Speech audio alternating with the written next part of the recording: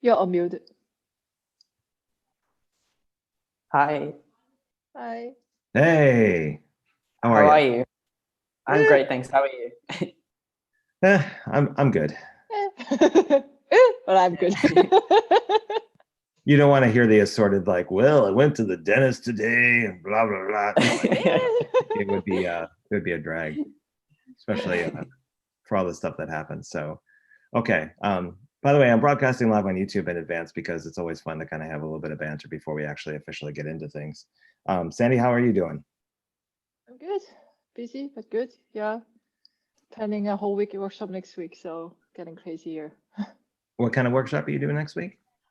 It's a little bit of alignment and a little bit of ideating. So basically, the story is that our company has a new brand.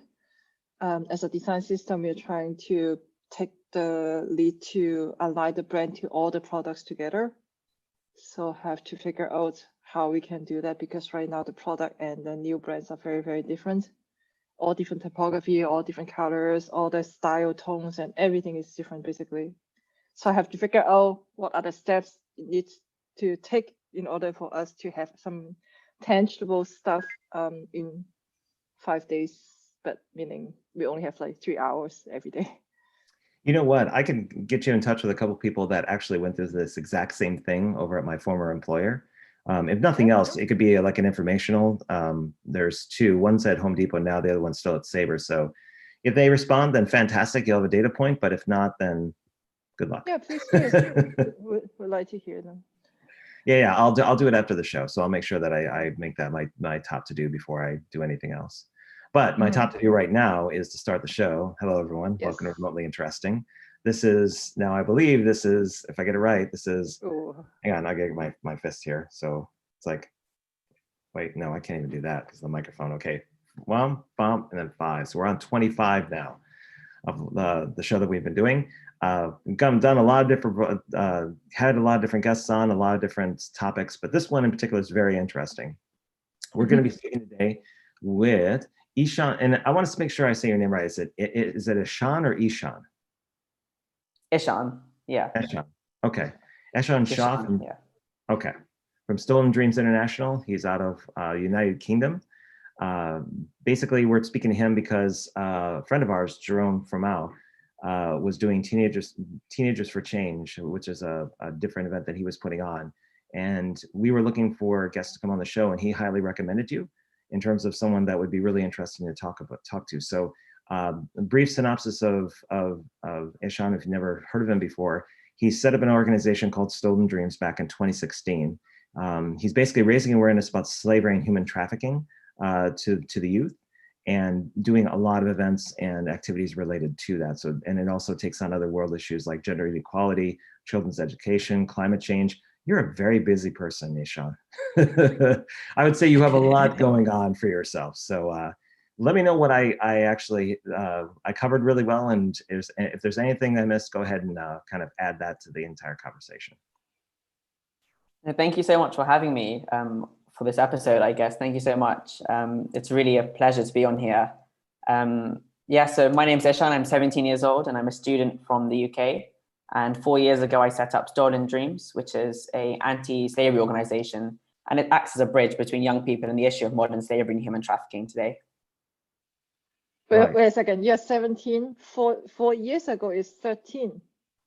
Yes, that's right. Oh my gosh. Okay.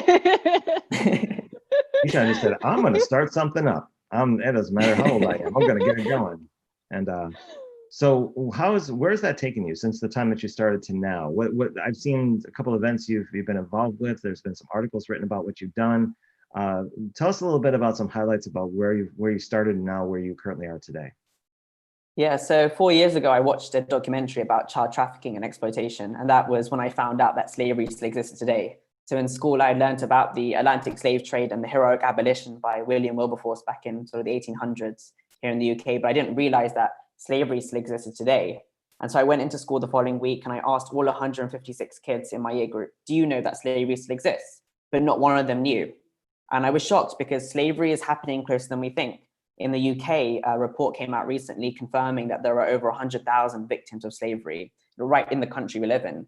It's happening in the clothes we wear, it's happening in the foods we eat. We are encountering slavery on a day-to-day basis.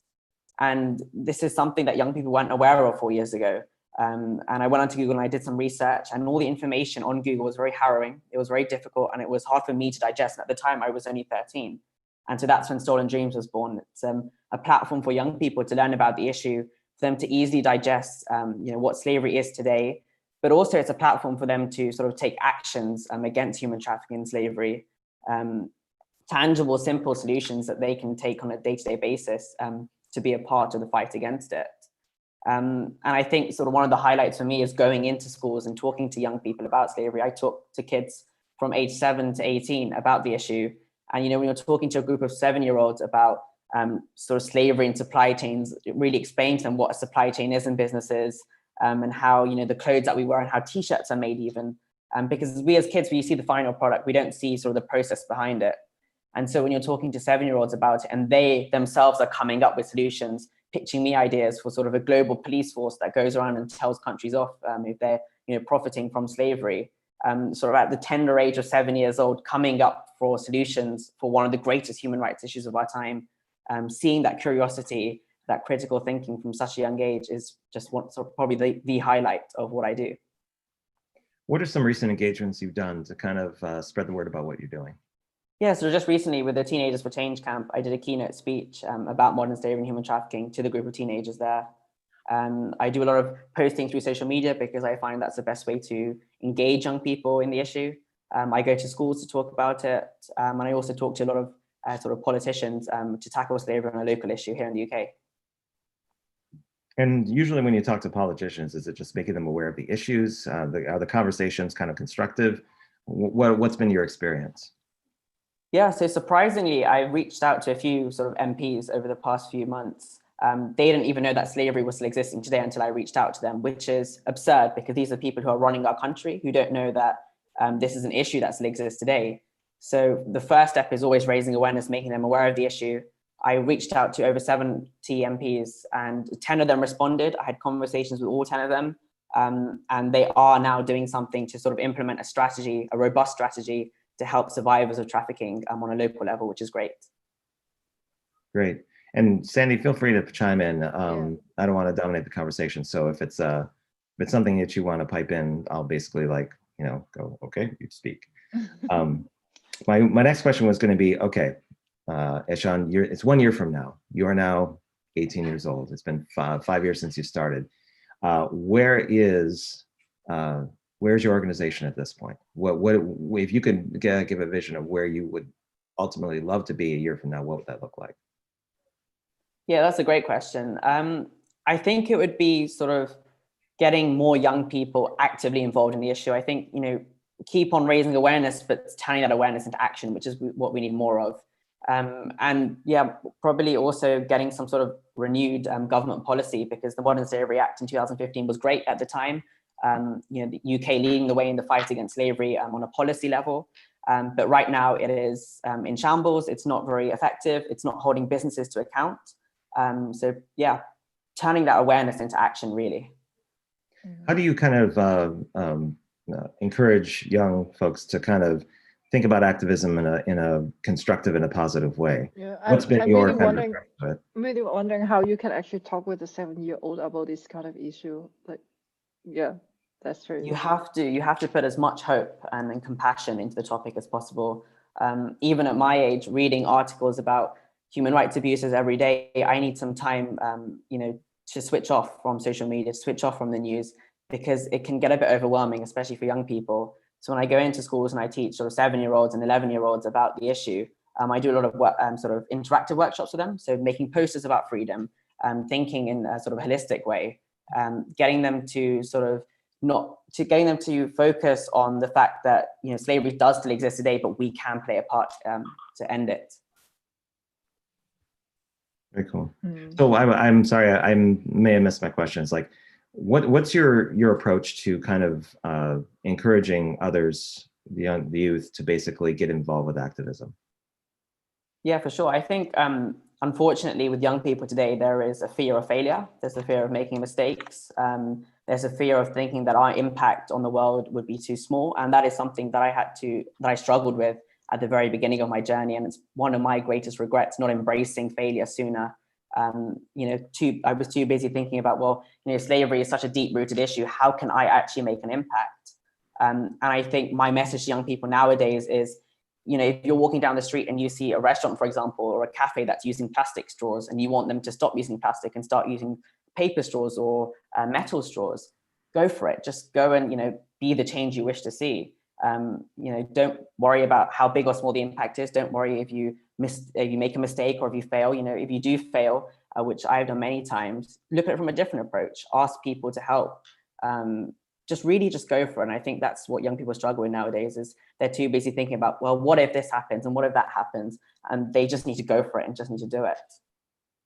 Yeah, fear of failure doesn't go away when you get older. It just basically I was going to say.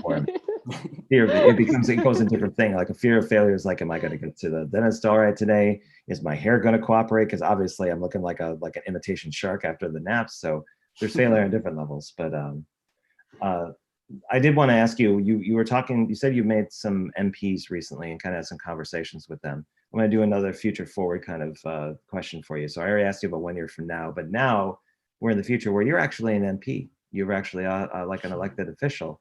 So now you can basically set an agenda. So if based on what you know now, if you were to project that down, you as an MP, what would you do?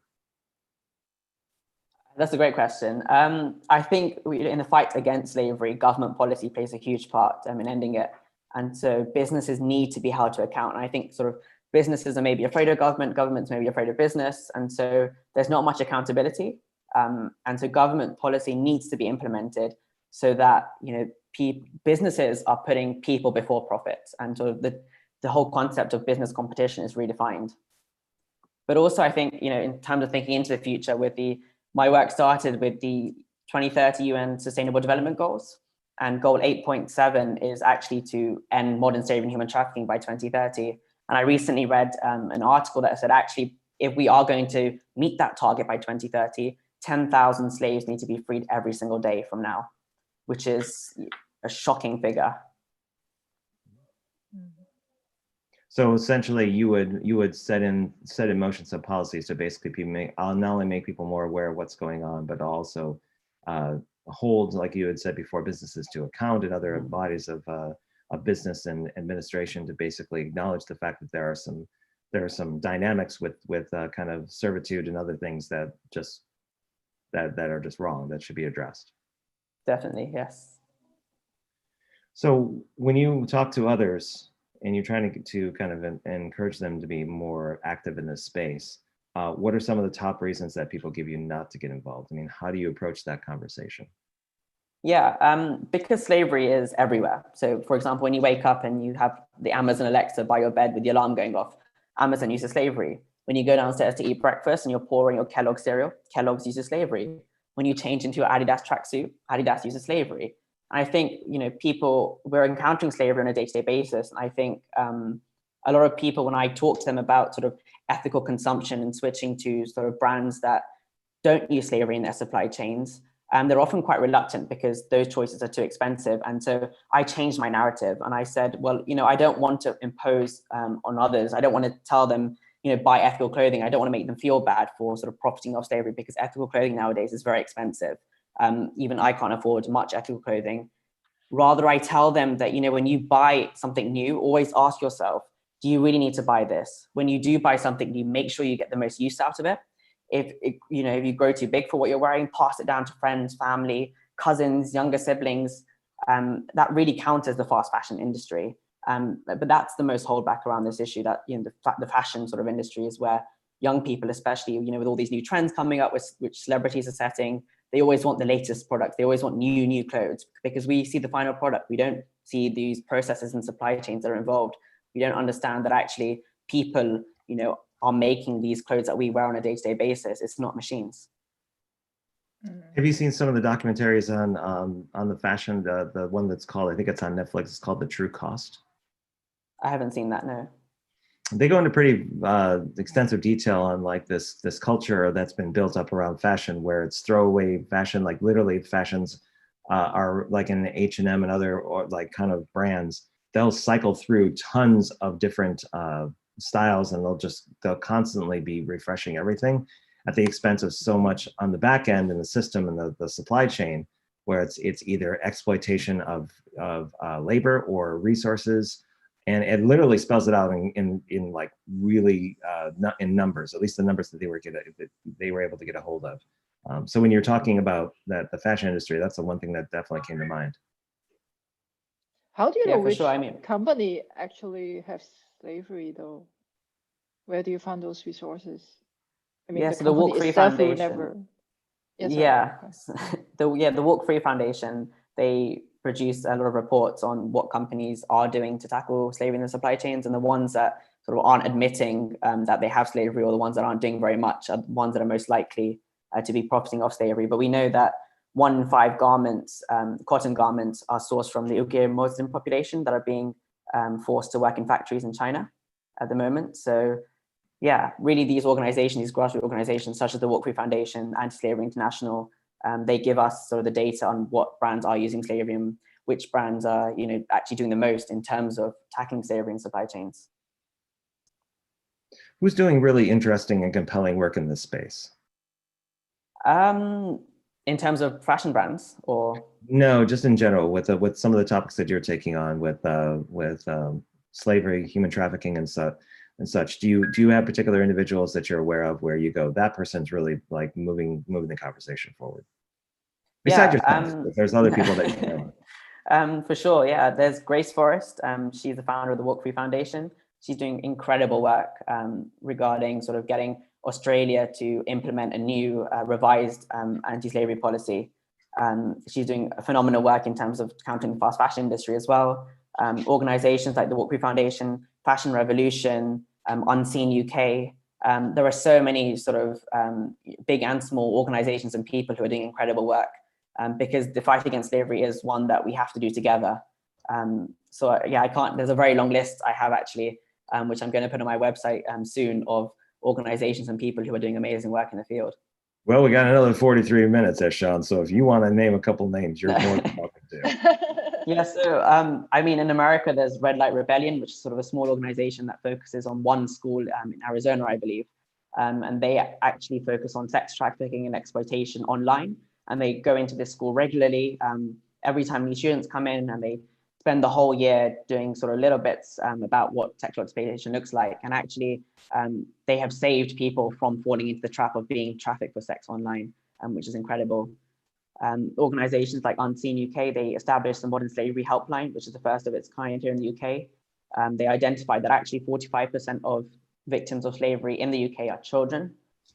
They are doing incredible work helping the government as well to establish sort of a new framework to tackle slavery in the UK.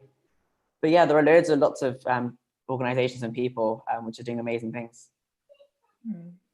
How do you actually define slavery? Yeah, so I think when I mention the word slavery today, people tend to think of sort of the Atlantic slave trade and people sort of shackled up in chains. But actually, you could be walking down your high street and somebody you pass could be a victim of slavery.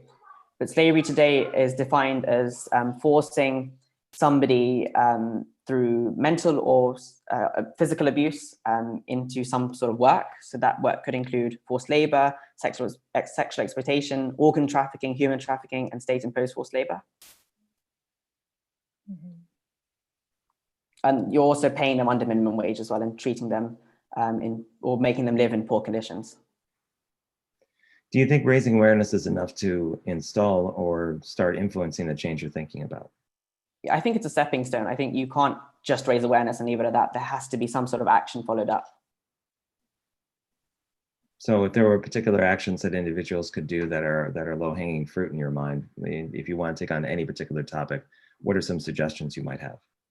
Yeah, I think there are 4 or 5 main ones. The first is to make sure you're familiar with the fact that slavery still exists today, and then spread the word. I think raising awareness is sort of the first step anyone can take when tackling any sort of issue. The second step would be to stay safe online, especially now during this COVID-19 crisis, when we as young people especially are spending hours online scrolling through Instagram, TikTok, Snapchat, Facebook. Traffickers are smart. They are evolving. They have moved onto the online world, and they are there to exploit kids, especially for sexual reasons. So staying safe online is really important. The third would be to write to your local government representative to get them adopting a strategy that tackles slavery on a local level, because actually slavery is closer than we think. It's probably happening on your high street or in your local area. And actually one of the sides that is not talked about often is what happens to survivors of slavery when they are rescued. They undergo severe mental health issues, PTSD, anxiety, depression. They also have a lack of trust for people in society. So making sure that local governments have a very robust and strong approach to making sure that that rehabilitation process and reintegration process back into society is smooth is really important. And the fourth would be to consume consciously. If you can buy ethical clothing, that's great. If you can't, buy high quality products less often as much as possible. And also one of my favorite evening activities, which may sound a bit funny, but commenting on brand social media posts, asking them who made your clothes, how much were your workers paid per piece of product produced. Not only does that put pressure on the brand, but actually you've got thousands of people looking at sort of the Instagram posts and social media posts, and that really engages other people in the conversation too. Who would you like to mentor with? Mentor with, that's a great question. You can pick anybody. They're free next week. Who you want to start mentoring? I'm not sure if you know Jamila Jamel. She's an activist, she's an actress, she's just an incredible person. She's on social media a lot, but she sort of advocates for that filter of perfection to be destroyed on social media. I think, you know, celebrities nowadays, they're constantly hiding behind sort of filters and that sort of thing. And it's giving young people the false reality that actually, you know, we have to embrace our imperfections. We have to embrace our vulnerabilities, because that's what makes us human, I guess. And that's what makes each of us extraordinary.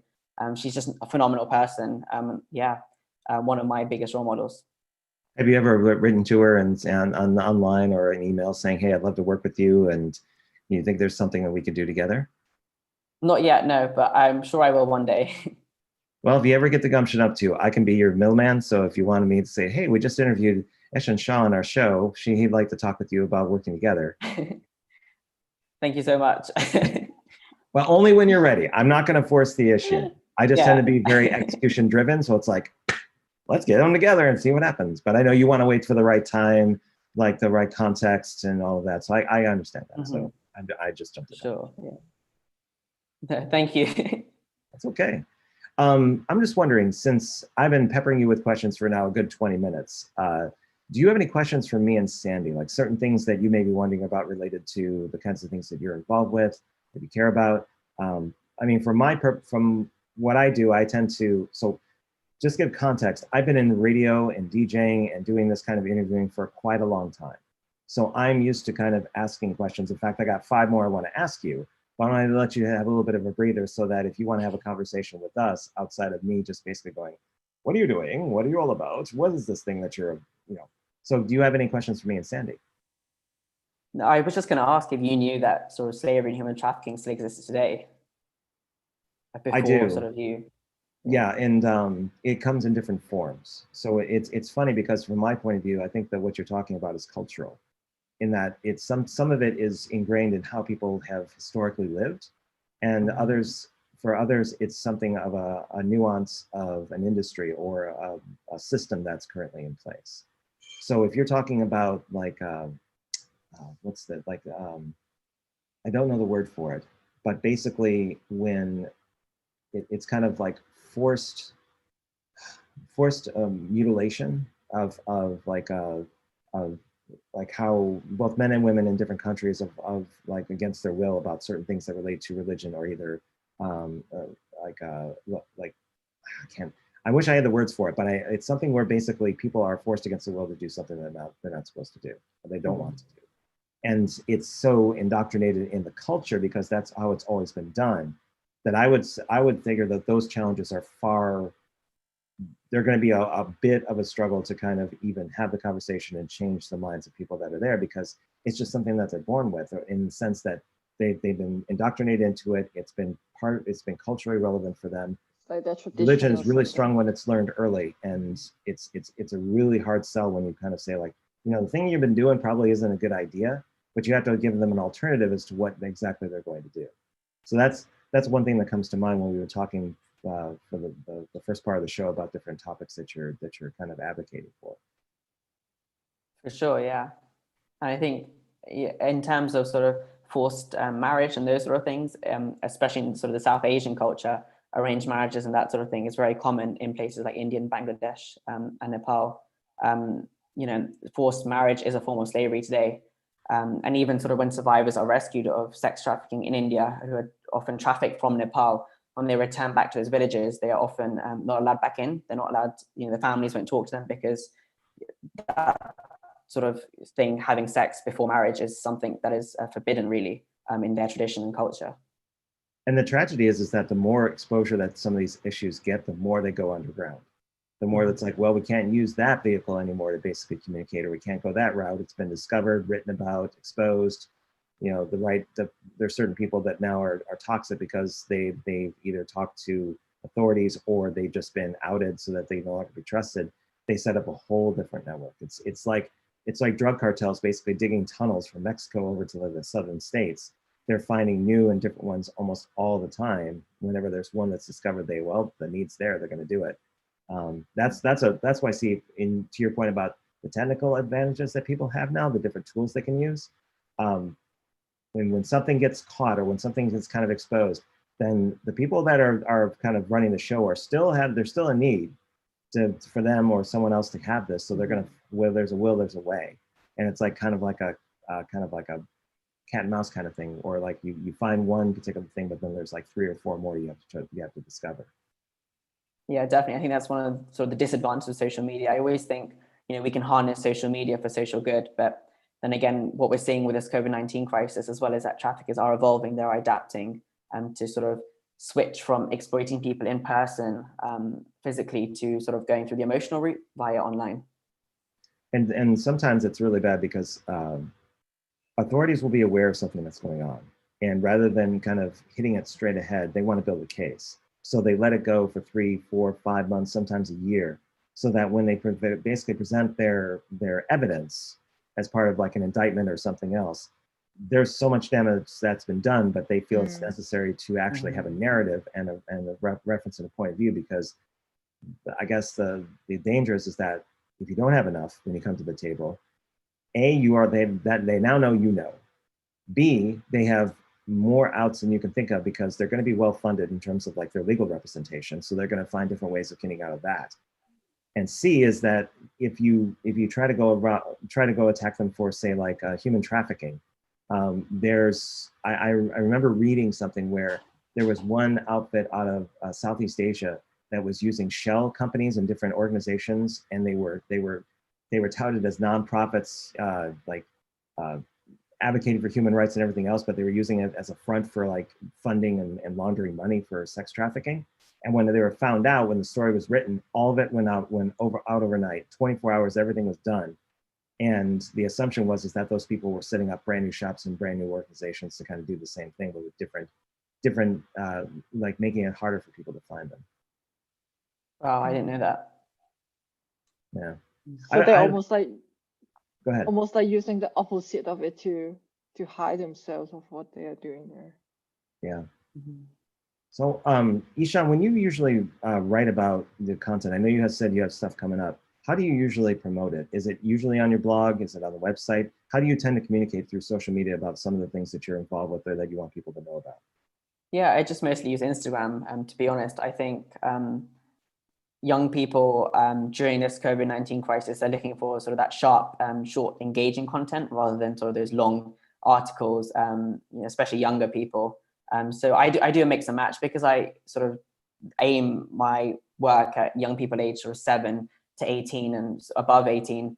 In everything I do, there's different levels. So I may have short videos or short posts on social media, followed by longer blogs or longer articles on my website. So it varies at times. Do you get involved with TikTok at all? Do you ever do any work on that platform? I've been told that I should. I'm going to try. I'm not the best at sort of all this tech stuff, so I will try and I will get onto it soon. I will. We set up a Zoom call later. I'll show you basically how you can use TikTok in a way where you can post material on that platform, but then it leads, like to your point, to blog, other long form articles. But that's, if you want the youth attention right now, that is the platform. Sure. And just putting stuff out there, even if it's like the concept of pillar content and just putting in like 8 or 10 different bits that are different facets of the issues that you're talking about, that's still going to try to strike a chord, because what do people scroll and they see? They see car accidents, they see sports figures, they see like people dancing. I mean, that's the history of it, but it's going to mature. The audience for that is eventually going to mature and use it. So even if it gets banned in several countries because of like the security reasons of it, it is a way of kind of broadcasting your message to the audience that you're kind of thinking about. Definitely, yes. I will definitely look into sort of going on to TikTok. But if Instagram is your thing, they got reels. So you got that Yes. kind of, you have to go there. So you're like, what is he talking about? I just do reels. So outside of your organizational and your kind of pursuits, what's life like for you? I mean, you're 17 years old. You're probably going to school. You're looking forward to your future. You're probably planning your future as we speak, since you've done kind of started Stolen Dreams. And I bet you're doing a lot of activities. Are you finding proper balance in everything, or are you finding that it really doesn't matter about balance, and that you're just trying to put as much effort into the kinds of things you care about? No, that's a question that I always get asked in terms of how did I find that balance? And I think it was really important for me that I did, because reading articles about people who are victims of slavery, finding out that slavery was existing where I live, it was overwhelming, and still is overwhelming at times. And so I found that balance where they're a part of what I do, which I really enjoy. I enjoy the blogging side of things. I enjoy writing. I enjoy reading. And that sort of merged into my free time. And this was my passion. And that became how I switched off in the evenings after doing my schoolwork. But I also had to find ways where I could completely switch off from all my activism work. And one of the ways I've done so is by writing poetry, which I actually post on my Instagram as well. It's a great way. I found that, allows me to spend time with myself, allows me to really get in touch with what I'm feeling. And it gives me a break as well from the reality. Yeah, my outlet was design and music. So I would do I was in studios all the time. I would learn the equipment back, and this is like late 80s. So this is like when digital was just kind of starting to come around. We were just working with tape reels and things like that. But yeah, that was essentially what I did. I would go like, oh, what are you doing with that? And I would figure it out and learn it. So yeah, makes sense. Sandy, you have any questions?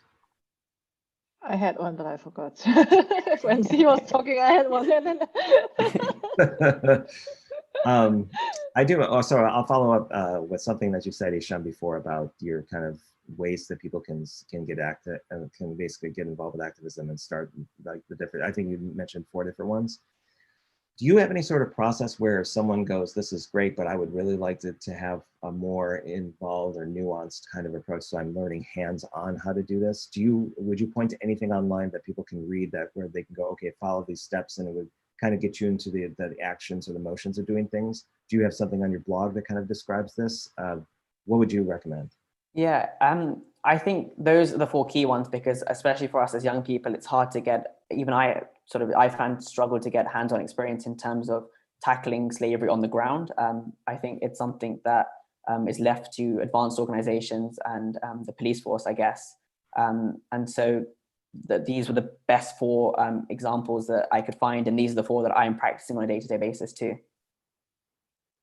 So so here's something that came up recently. I attended an event by ADP List, which is an organization that is currently positioned right now to help other people with design, like a mentoring kind of thing.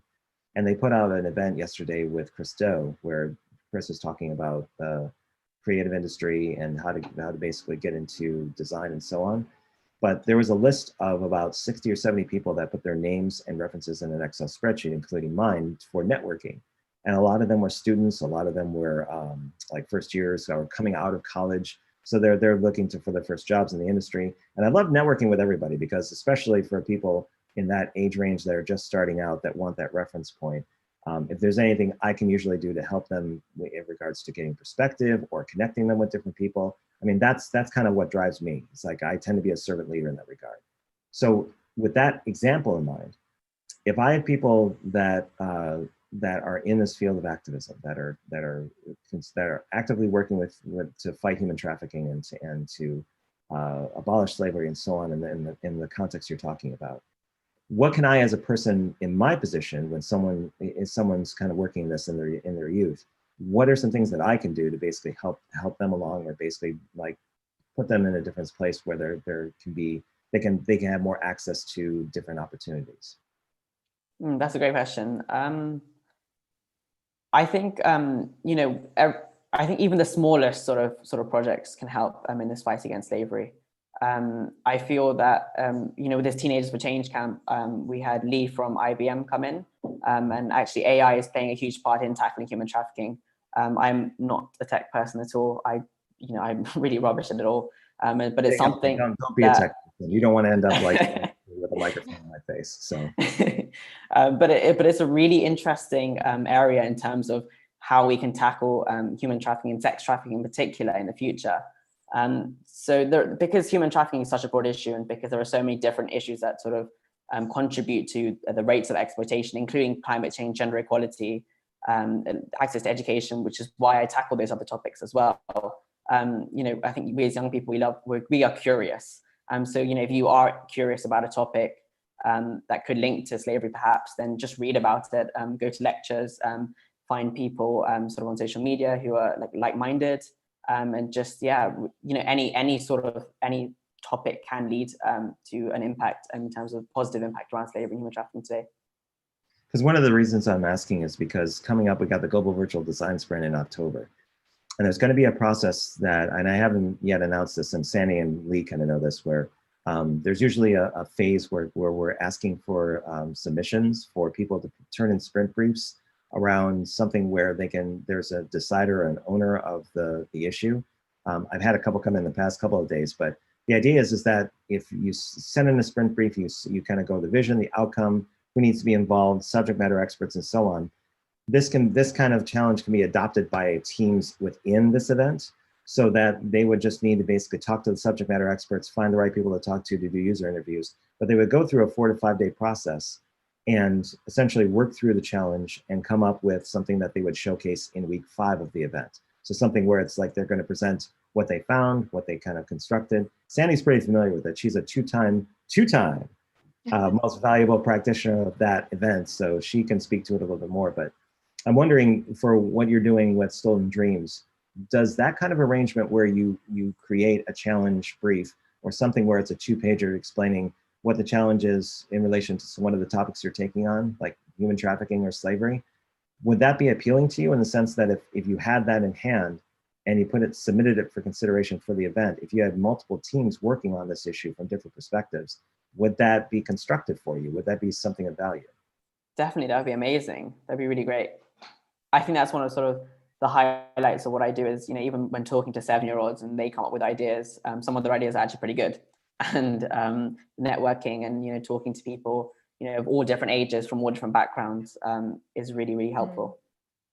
Okay, so let's very often those design sprints, we also carry those projects afterwards. Not very, very often, but some of them we do. So it's going to be cool.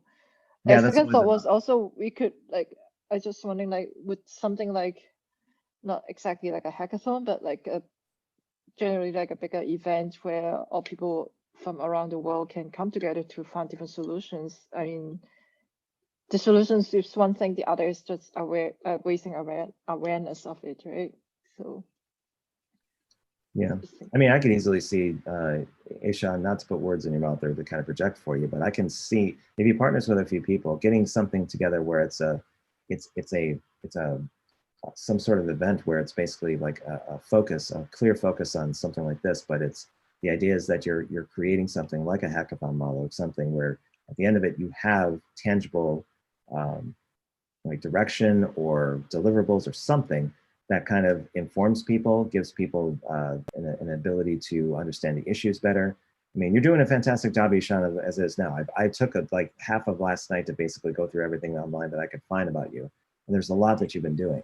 So what I'm suggesting is that at some point in the future, I could easily see something where it's like 1, 2, or 3, or 4 of you, maybe the person you said you were going to mentor with, and get this event going on where it's just a day or 2 days. But it's massive in terms of not only getting the issues out, but to give people an ability to kind of move forward in a constructive way around how to change those things. For sure, thank you. So start working on it. Yes. Yeah, set aside all the other things you gotta do at school and everything else. Just kidding. I'm kidding. I'm kidding. Yeah. I think it would be so cool if we can even like get some politics, like those people to actually do this event together. Have them also participate and have their ideas come out. Yeah, I mean, if you did something like a 90-minute lightning decision jam, that would also work. Because we did that for a couple of other different industries, and that would be a conversation at the start, especially if people are interested but not being completely aware of what's going on. That the end result of that is like a couple of possible directions you can go in with some tasks that people want to take forward after the fact they can. But I think for Ishaan, what he was saying before is like, yeah, you can use it for networking. You can meet other people that you've never met before, but then you're all on the same page about something that you've shared 90 minutes to kind of work through. So that's a possibility too. So the one topic I don't think, and let me check my notes real fast. The one topic I don't think we covered is feminism, which is something that I saw that you had put on your profile before. Can you kind of get a bit into like what you cover with this particular topic and what you speak towards feminism? Yeah, I go to an all-boys school, which means often you get sort of some of that banter is what sort of the word that's used here, those jokes about women. You know, I've had kids in the classroom sort of rating girls and what they look like from a scale of 1 to 10. I've told people that I'm a feminist. I often sort of get held abused up for being a feminist, because I think that there is this sort of false definition around it. I think feminism is you know, equality of the sexes. You know, it's the belief that all people should have access to equal rights. And, you know, it's not saying that one gender is better than, you know, another gender. It's not saying that, you know, just because you are a woman means that you are, feminism isn't saying that women are better than men or men are better than women. And so I think that is something that I've tried to sort of address on a smaller scale at my school, sort of that sexist attitude. Which we can see here. And I think that directly links into slavery and human trafficking as well, because I'm against the gender binary, which is something that I've put on my social media a lot. And actually, I think globally, over 50% of transgender youth have been approached by a trafficker at some point in their life. So, you know, in the case of the UK and the States, where you have sort of 16, 17-year-old kids coming out to their parents, and because they are not accepted for who they are, they're often kicked out of their homes. They are left to be homeless youth, and you know, they're vulnerable, and traffickers are ready at any point to exploit those vulnerabilities. So that directly ties into the slavery issue as well. We also see that women are more affected to human trafficking and modern slavery than men are. That is a feminist issue. But yeah, just really tackling that stigma around feminism. The fact that feminism isn't saying that, you know, we are man haters. You know, we want equality. That's all we want. But also sort of the issue with the porn industry as well.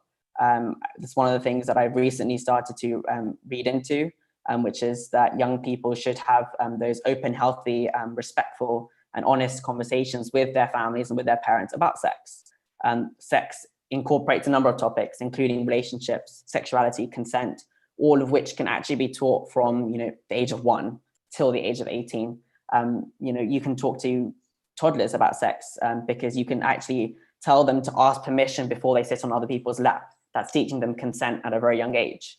And I put a page on my website about talking about sex, which is a guide for kids age 0 to 18 on how they can openly talk to their parents about sex, because if parents aren't talking to their kids about this topic, they will find porn, and that is where they will learn how women should be treated in sort of where I go to a boys' school. They will learn what life in the bedroom is like from porn, which gives a false reality. It gives, you know, it's all false. And also companies like Pornhub their content is infested with sex trafficking and rape and exploitation. And they tend to be fairly slow in taking that off, from what I've read. There's some things where they go, oh, really? There's something on there that shouldn't be there. Let me go ahead but that for them, the metrics is all that matters, because that correlates to ad revenue. So they are still doing quote unquote the right thing, but they're very slow in kind of getting that done. And that tends to be the blurring of doing the right thing with commerce and what exactly should be the altruistic way of doing things. Yeah, it's one of those things where if you work with someone who's advocates for feminism in a way, then you kind of get a more, like, I'm trying to remember the one person that I hear and see a lot of historically. That was one of the I won't go there because I don't have, again, I'm I'm coming off of a night where half of my night was doing research on your background. The other half was working with a logo that looks like a Wi-Fi thing or a coffee cup. So Sandy knows about the latter. And it's me thinking I'm a designer and I'm not really a designer, going, it looks good at 3 a.m. and I should have just shut it down. So anyway, I went down a rabbit hole. I have a question though. So a lot of the stories that you have been talking about, are they mainly, sounds like they're mainly just through reading stuff or watching documentary and so on. I was wondering if you actually have encountered personal experience with the slavery or any of those stories of victims. Yeah, so I've only read about sort of survivor stories. I've never actually met a survivor of human trafficking or modern day slavery. But what I have done is I've been to the slums in India. We go every Christmas to a village in Ahmedabad, which is in Gujarat, so it's North India. And we spend time with the kids there. And actually, I've been doing that since 2015, before I started Stolen Dreams. And seeing that mass poverty, the way those people live firsthand, is completely different to when you're seeing it on the news or reading an article about it. But I think when I went there in 2015 and I see these kids, they are the happiest people I've ever met. They are laughing, they are sharing their minimal possessions that they have with us. If you're sitting there eating food with them and your plate's finished, they will offer you their food. They are the most giving, selfless, happy people that I've ever met.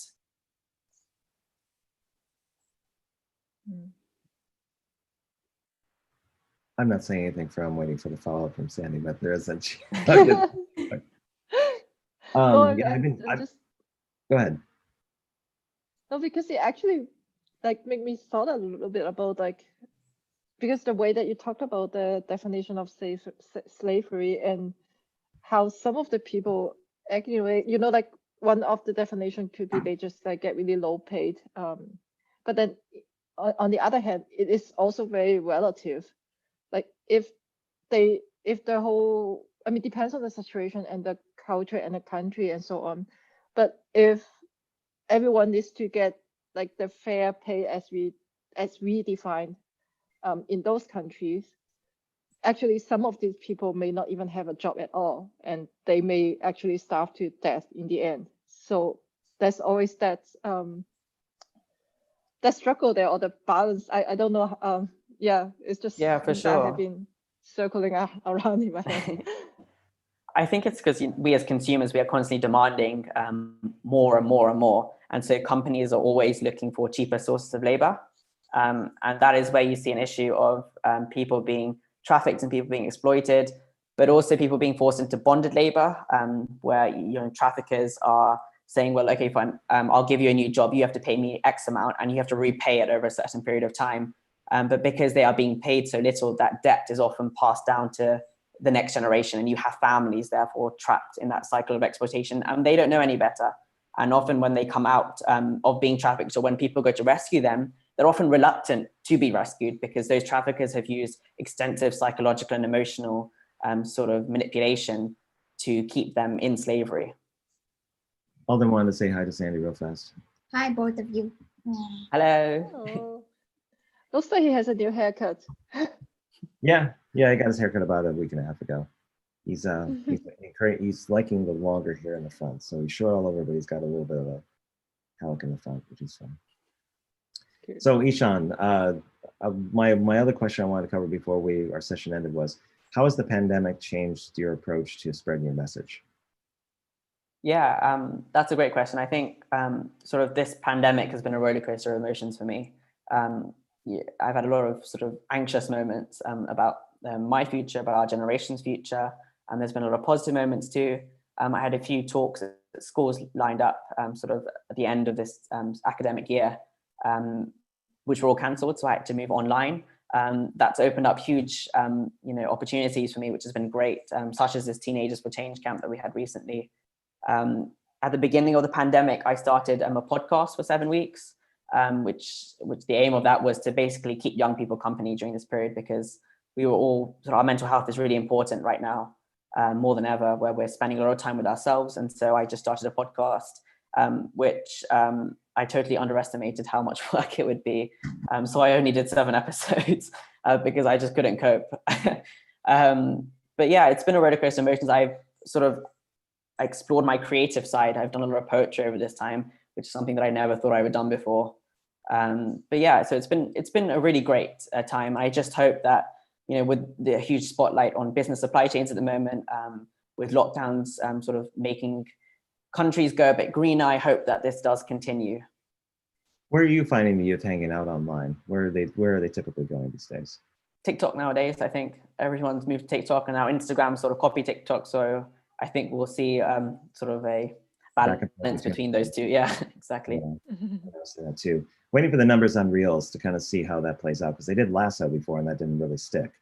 So we'll see. It's basically if it's trying to make one appeal, because I know on Reels you can only do like 15-second videos. You can't do a minute like you do in TikTok. So you have that difference between the two. Okay. In which one you said? It's so on Facebook, Instagram, they're using Reels, which they only have one time frame, so 15 seconds, like Vine. It's basically like Vine, like even more so than TikTok. So they're going the Vine route and not necessarily giving people a minute to kind of explain things, which works sometimes, but other times it's kind of like, okay, then it's like quick snap culture where you're just kind of going da da da da, and then you notice that 20 minutes has gone by. Somebody did a really interesting video of somebody basically, as soon as he opened Instagram, he laughed and then he looked up and it was nightfall. And he goes, and all his time went away. And then he's trying not to look at it. And he looks at it again out of the corner of his eye, just looks and goes, huh. And then it goes, and then he looks up and then he realizes that it's now daytime. And his phone's been ringing out because work's wondering where he is. And they're like going, so kind of a funny video that I saw. So Ishaan, is there anything you'd like to close with? Anything at all that you'd like to make people more aware of that's coming up in the next couple of months that people should pay attention to? Anything you'd like to promote? What's going on with you?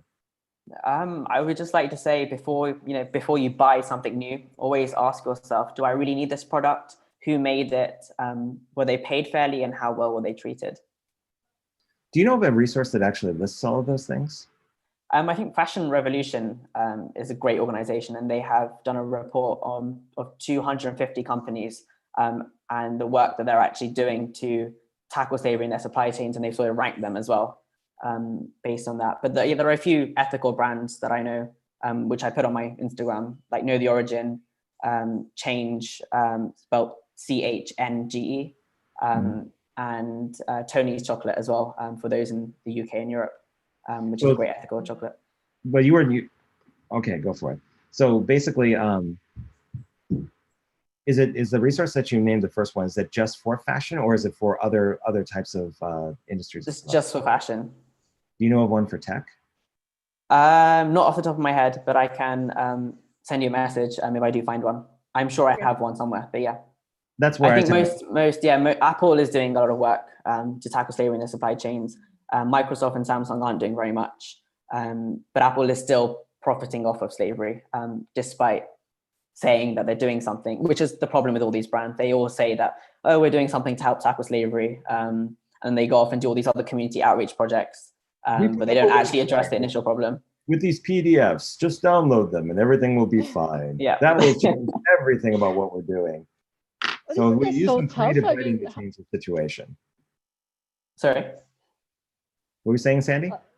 Yeah, I say it's so tough. Like I mean, I would love to always know who these people are before I buy something, but it's not really realistic in a way. Like when I go shopping, I can't like look up the list and see if, oh, this company is there or not, like it just doesn't really work in a way, I feel like, unless I have the whole list memorized. And like even making it more difficult nowadays, we are promoting like handmade, right? And then that just made me thought about like, because basically what you were also saying previously was that's like this slavery, they are just using people to produce something, which actually turns into the brand of handmade, and they could price it better. And how can I tell if it's like really paid well handmade or it's just slavery handmade in a way? Yeah, it's a little bit tough. Yeah, or brands are just sort of focusing on another issue. So often you see brands sort of focusing on environmental issues and saying, oh, well, this new makeup sort of product is vegan, for example. But then sort of the mica, which is the mineral that gives the shine in makeup, is sourced from children mining in India, for example, which is, we can see the case with brands like L'Oreal, all these like big cosmetic brands that are using shimmer in their makeup. They sort of greenwash and they say, well, okay, we're doing all this environmental stuff, but still we're supplying using slavery. There will definitely be a day someday when we're walking around with like VR enabled glasses. We can walk through it on like a department store or something else, and based on the RFID tags or the low frequency like tags that they can do, you're basically going to get a red and green kind of overlay of different things that if you touch on something, it'll list all the different things that it's basically sourced from, where it is, and what your ethical standards is depending on where you put your dial. And then you can literally go down the aisle of a grocery store or a department store and see and inform yourself right then and there. So you can see people not only browsing by style, but they can also browse by the ethical standard. So you can do it that way. Cool. That would be really cool. But the problem is I can easily see companies and brands going, I'm going to sue this company because you're actually stopping people from buying the products on information that's not verified. Like the information would have to be ironclad for that to work. But there would be some sort of international standard for it. So there's work to do, but I bet you that somebody has thought of that where they're like, you know what? If I had something where I could just basically take my phone, literally my phone, and just like walk across and look at all the different types of peanut butter and figure out not only the nutritional content of it, what makes sense to basically get versus like how that is sourced and where it comes from and everything else. So you can kind of have the combination of the two. So whoever's out there watching this in the future, sometime in the future, they may not now, but in the future, that would be a really interesting way of kind of going about doing things, because you may find that 90% of your options are pretty much like below what you consider like ethical. So again, ethical rating. Yeah. I'm ideas and execution, so we figure out one day. But Ishaan, there you go. There's your homework, for example. That's your next company. Yes. So Ishaan, why don't you go ahead and give everyone your Instagram where they can find you online, and then we'll close this out. Yeah, my website is stolendreams.co.uk. You can find me on Instagram and Twitter @_Ishaan Shah. That's ISHAANSHAH. I'm on Facebook @Stolen Dreams Global, although I'm still learning how to use Facebook properly. So bear with me on that. I'm also on TikTok @_Ishaan Shah as well. I'm sure we'll see some more content coming up soon. I hopefully will see that too. So Ishaan, thank you very much for coming on the show. Really do appreciate it. Thank you so much for having me. Yeah, definitely. And Sandy, would you like to say any last words before we end this? I'm good. Perfectly fine. All right, so yeah, and like I said, I'll get in touch with you after the show, probably sometime in the next 24 hours about some of the things we talked about. If you have any links you want to send me that I can include as just in case you missed it in the next couple hours, do send those along and I'll include them in that post that I do in social media, so that people will be able to find you on Instagram as well as other places. So I have those links, but if there's any information in particular you'd like me to get out there to the people in the Mindman Network, definitely let me know in the next couple hours, if you could.